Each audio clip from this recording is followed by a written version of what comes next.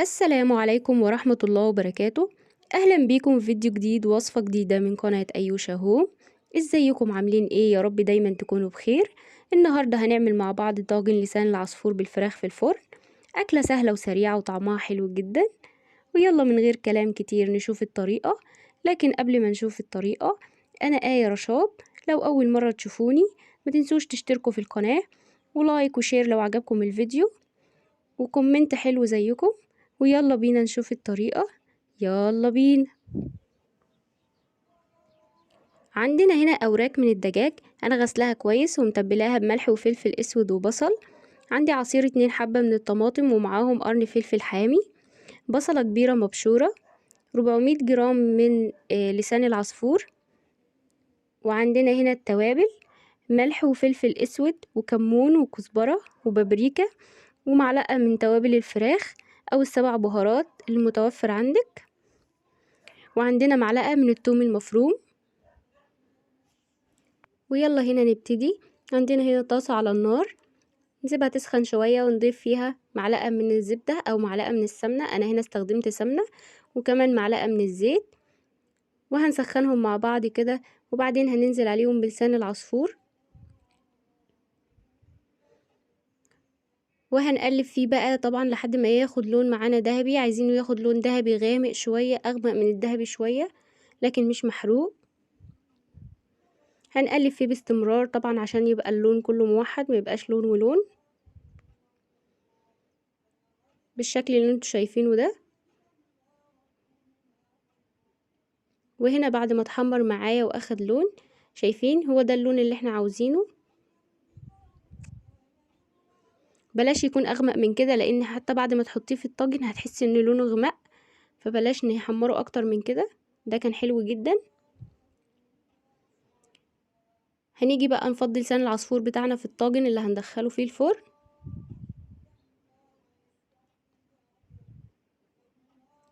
بالشكل ده.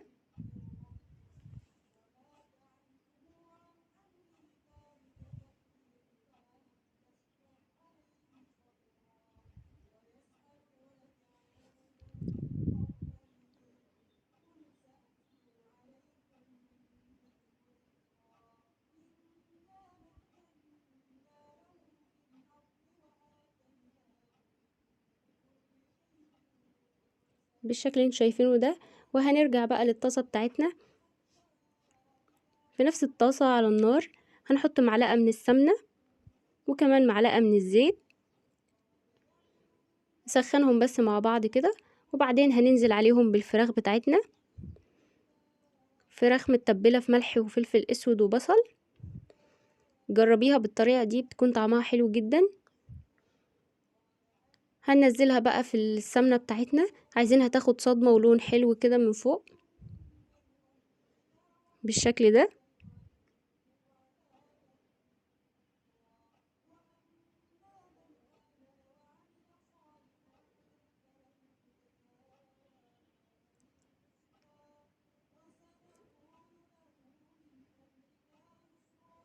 بعد الفراخ بتاعتنا ما تاخد لون هنبتدي نقلبها على الجنب التاني.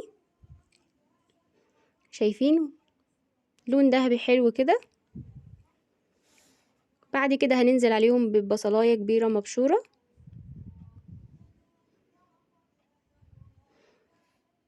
وكمان هنضيف التوابل بتاعتنا: معلقة كبيرة من كل حاجة، ملح، فلفل اسود، كمون وكزبرة وبابريكا، توابل فراخ او 7 بهارات اللي متوفر عندك استخدميه، وممكن شطة لو انت حابة، ومعلقة من الثوم المفروم. وهنقلب الكلام ده كله مع بعضه.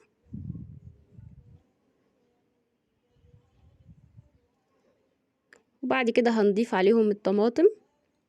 انا فرمة مع الطماطم ده قرن فلفل حامي،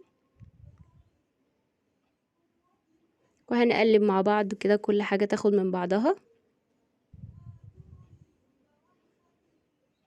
بعد كده هنزودهم كوباية من المية السخنة.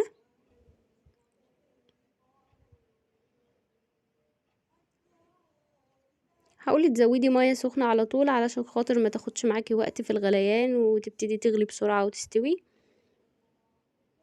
هنغطي بقى عليها لحد ما تغلي حوالي 7 دقايق. بعد 7 دقايق كانت معايا بالشكل ده.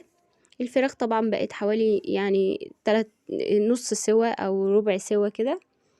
هناخد بقى كل الكلام الجميل بتاعنا ده كله وننزله في الطاجن. هنحط الفراخ الاول بالشكل ده،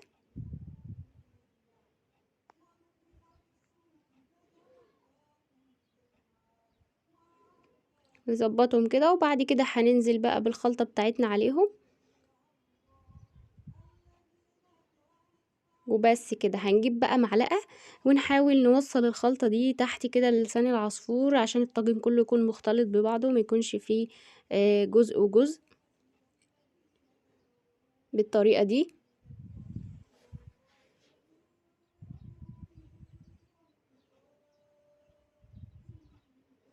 بس كده هنزودهم بقى كمان كوباية من المية السخنة.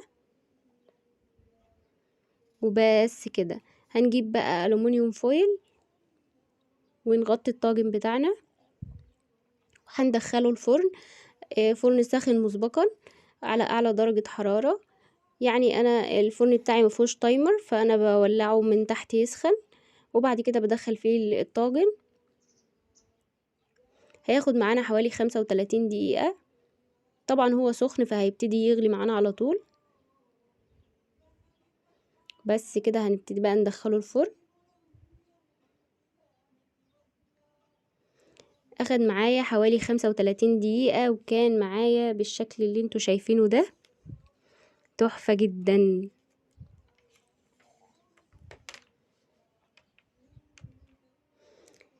شايفين حاجة كده اخر عظمة، واخد لون حلو قوي، والفراخ مستوية وكله زي الفل. احلى طاجن لسان عصفور هتاكلوه. وبس كده، وبالهنا والشفا على قلوبكم. ما تنسوش تجربوا الوصفة وتقولوا لي رأيكم تحت في الكومنتات، ولايك وشير لو عجبكم الفيديو، واشتراك في القناة. واستنوني في فيديو جديد ووصفة جديدة من قناة أيوشا هوم، في رعاية الله. مع ألف سلامة.